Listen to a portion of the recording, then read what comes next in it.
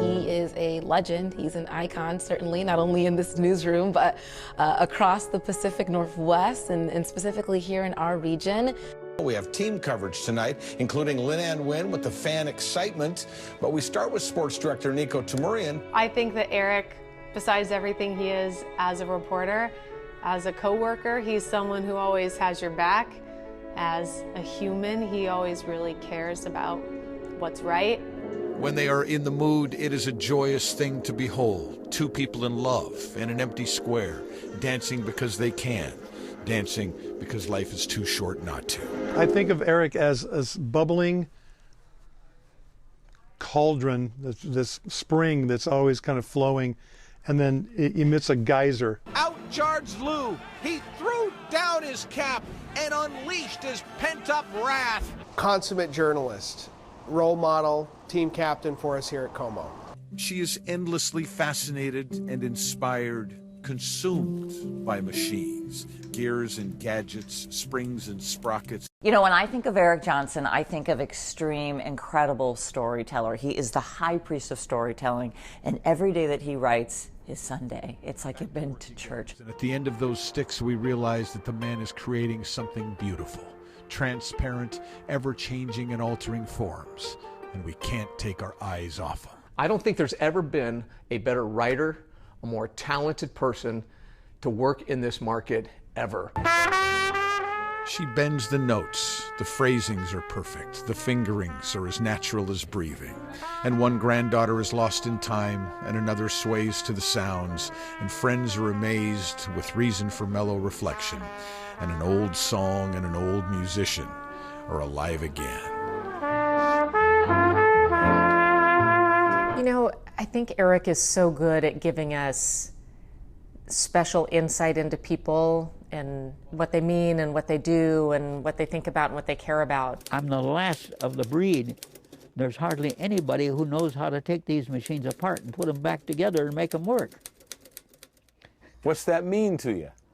I'm not sure. I don't know. I'm one of a kind. 2 weeks before the Apple Cup, he comes up to my desk and he's like, "Wait, I got this great idea. Let's do an Apple Cup cartoon." We are the Cougars.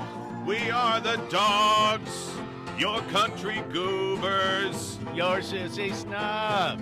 He just kind of pushes you to that limit where, you know, once it's done and it works, you're like, this is like the coolest thing I've ever done. I'm not sure I can use words to describe the lunacy I have seen inside this bar. Some of his live reporting with him and Ferrari when they went to the Super Bowl was just great. Let's go!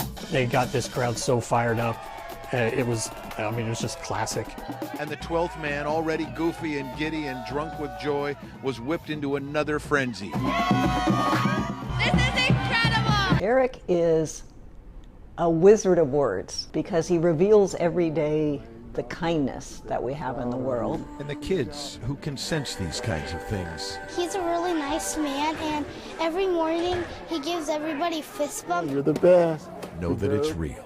Good job, big boy. A guy who deeply cares about the region, and you can tell that by the stories that he's done, the specials that he's done over the years. Kind of numb to my friends dying now.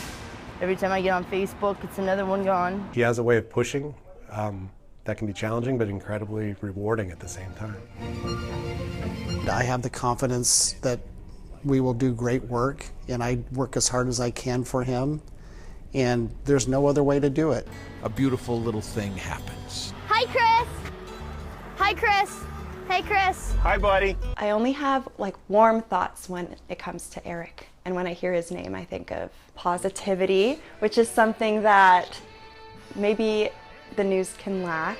Irresistibly, unapologetically, Linda and Dennis always put on a show. He trusted me very early on here at KOMO to shoot part of a hero story for him.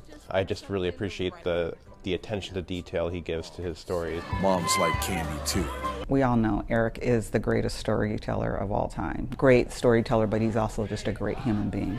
And guess what? They're still in there partying like it's the last day of their lives on the Upper East Side of New York City. Eric Johnson, KOMO 4 News.